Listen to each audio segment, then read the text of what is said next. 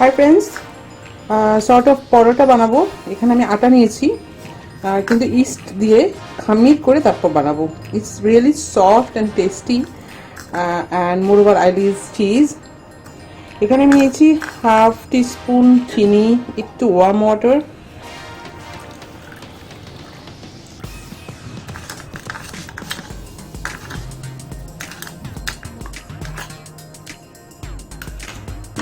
ওকে। এতে east add করবো।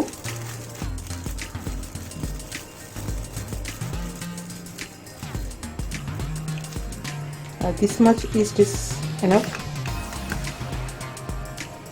এবার আটাতে অ্যাড করব নুন,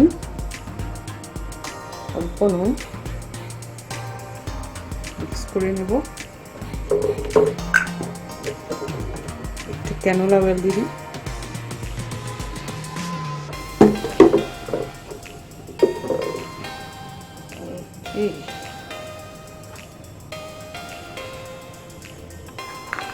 ওকে, এবার আমি ইস্টের জলটা আমি অ্যাড করে দিই।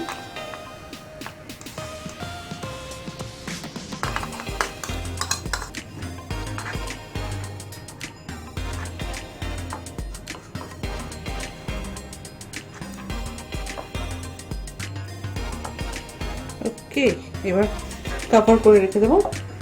আসছি 20 মিনিটস পর। ওকে, অলমোস্ট 20-25 মিনিটস হয়ে গেছে।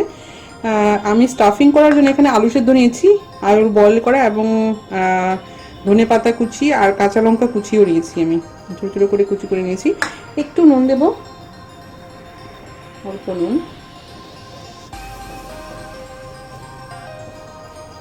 এবং মেখে নেব আলু সেদ্ধটা। ওকে, আলু সেদ্ধ ready. Now the most exciting part. ও দেখুন ফুলে কতটুকু হয়েছে, এবং সফট হয়ে গেছে একদম। ডান। একটু তেল লাগিয়ে নিই হাতে।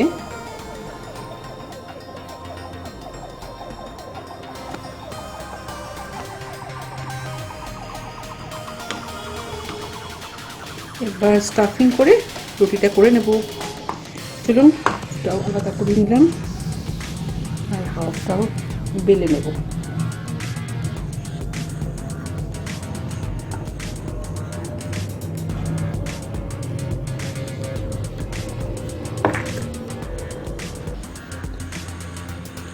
ওকে, ডান। এবারেতে স্টাফিং দেব।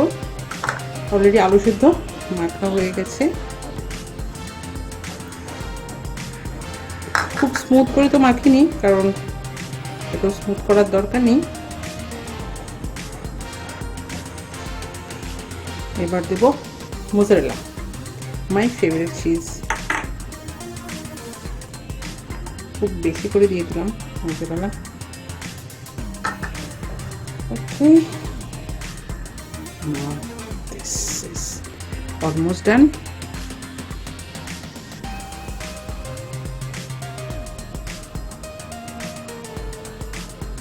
সাইডগুলো ভালো করে সিল করে নিই, চিজ ফেটে বেরিয়ে যাবে। এখানে নিয়েছি অল্প তিল, সাদা তিল আর বেসিল লিভস।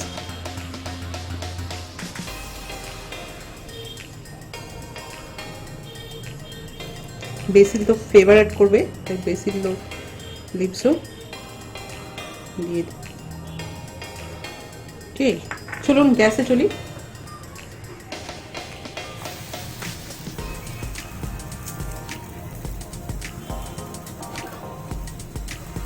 ঢেকে দেবো একটু।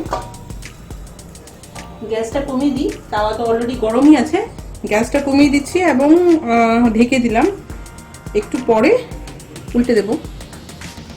মতো হয়ে গেছে। নিচে দারুণ হচ্ছে, একদমই স্টিক পড়ে গেছে নিচে, এবং ক্রাস্টের মতো ফর্ম হয়ে গেছে।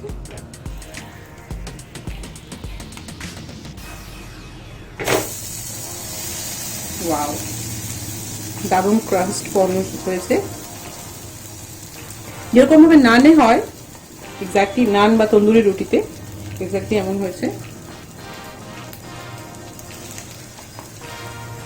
এবার গ্যাসটা একটু বাড়িয়ে দিলাম এবং একটু ফ্রাই মতো করে নেব। Then it's done.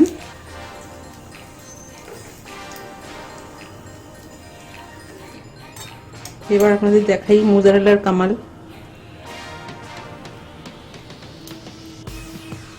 Wow, creamy.